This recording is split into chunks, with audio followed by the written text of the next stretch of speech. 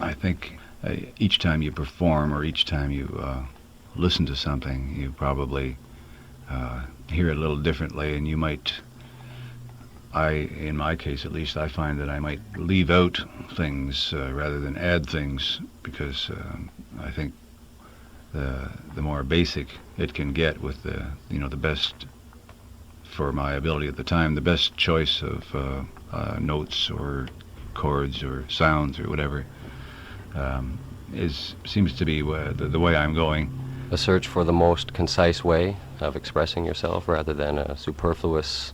Yeah, I suppose it's not really a conscious effort. It just seems to be that's the way it's going. Paul had been sort of off duty for a while, as it were, after leaving the Brubeck band, and then he decided he'd like to do some more recording and playing, and he had, I guess his first choice might have been Jim Hall. Jim at the time had other plans, so Jim recommended me, and Paul came up and played at Bourbon Street with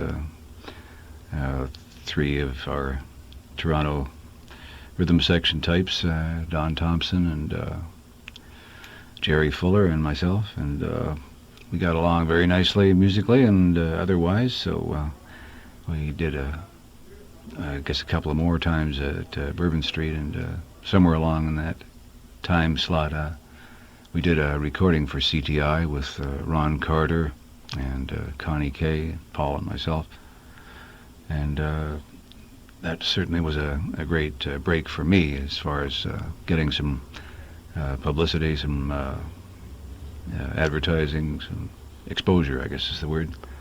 And I really loved working with Paul because we had a lot of the same music background in common, I suppose, since we liked all the standards that we had both learned as younger people. And it was just, very enjoyable playing with him. I certainly was lucky enough to be at Bourbon Street when a lot of the big-name American jazz people would come through and have a chance to work with them, and that was really enjoyable and educational experience for me. Well, I was 2 years old at the time, and I sure don't remember much about the move, but I'm told it was kind of a long one, since we were all traveling in a Model T. That was, I guess, my two sisters and brother and myself, and my mother and father all in this Model T, and I guess a few things tied onto the top and the back and stuff. And so that must have been a long trip. And we did go straight to a town in the Okanagan Valley of BC called Vernon, and that's where I pretty well grew up until I left for Toronto when I was 19. And it was there that you took up the guitar? Yeah, it seemed to be a natural thing to do. There was always a guitar lying around, and my older brother played a bit and showed me a few grips, and I just sort of took it from there by listening to various things and meeting up with somebody else who knew a few other grips, and pretty soon started to come along. And this was during your early teens? Yep, that's right. You played the odd country dance gig with your parents, yes. Your father a fiddler, that's right, and your mother on piano? Yeah. Your first professional engagements, or still? Well, I guess you could say they're professional family-oriented. Well, they took up a coin collection for the band, so I guess it was sort of a professional paid engagement. Initial paying dues time. Oh, yeah. I used to pick up a late-night jazz radio program from San Francisco. Started around, 11:30 or midnight or something, and I used to, when everybody else was in bed, I'd have my head in the radio trying to pick up some of this stuff. So that's where I learned or heard most of the jazz back in those days. A little later on, of course, when I was in Toronto, I used to try and get down, well, of course, every opportunity I had to see people like Barney Kessel, Herb Ellis, Jimmy Rainey, Tal Farlow, yes, and Johnny Smith, and Jim Hall, I guess, a little later, and Kenny Burrell, Wes Montgomery. I managed to hear a lot of the really good ones.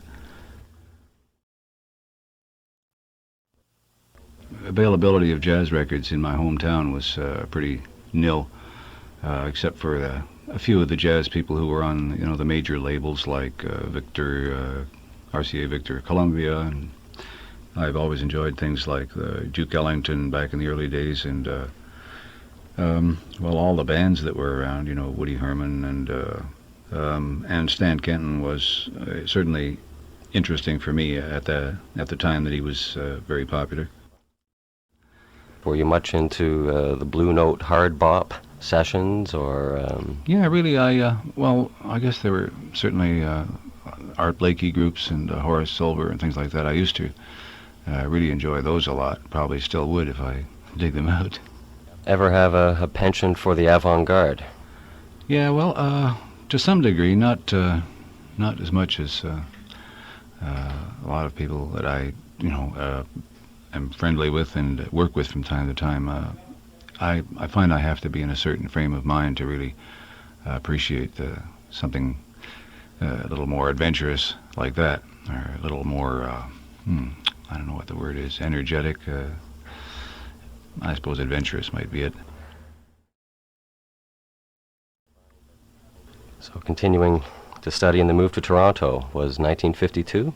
Yeah, that's right. And what prompted that move from way out west? Well, it was something that I'd wanted to do for a while, and a friend of mine wanted to get out to Toronto. He was an aspiring writer, and so we climbed in my old Chevy and drove out to Toronto, and actually I could have maybe gone in steps, maybe moved to Vancouver for a while and checked that out, but my friend was definite about going to Toronto, and so that's where we went. You don't feel you're revealing secrets in any way, or do you actually take on many students?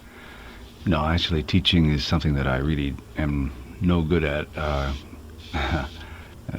There again, back to Phil Nimmons, he's such an enthusiast, and I was always kind of reluctant because I don't really think I know how to teach, and he always said, "Oh yeah, we'll work it out. You can do it." And he was so enthusiastic about it, there was no way to turn him down. So that's how we did those things. But I really don't feel qualified to do any teaching, so I don't usually get into things like that. The way I learned music was kind of not a very efficient process, because it was mainly just a matter of listening and trial and error kind of stuff, and I think go through a proper course of instruction with the right people would certainly accomplish a lot more in a lot less time. I don't know enough about the whole business of teaching, learning music to be able to give any solid advice to anybody. But I think there's still an awful lot to be learned just by listening to some of the great masters from whatever era. Aside from that, that's about all. That's about all I can suggest. Well, Glenn Gould once said that he could teach anybody everything there was to know about the piano in half an hour. But you seem to have this cool demeanor on the stand and almost a Renaissance man image, and that it looks so effortless. Well, I wish it were, but it's hard work as far as I'm concerned. I mean, it's enjoyable, but at the same time, I have to really